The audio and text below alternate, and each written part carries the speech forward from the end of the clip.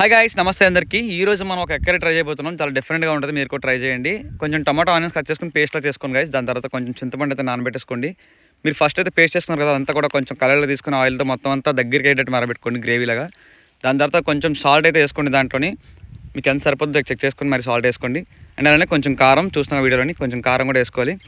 మొత్తం అంతా కూడా కొంచెం దగ్గర గ్రేవీలో అయిపోయేటట్టు మొత్తం అంతా కలుపుకోండి గాయ్స్. దాని తర్వాత మనం అంతా నానబెట్టుకుని చింతపండు ఉంది కదా, దాని వాటర్ మొత్తం దీంట్లో వేసేసుకోండి.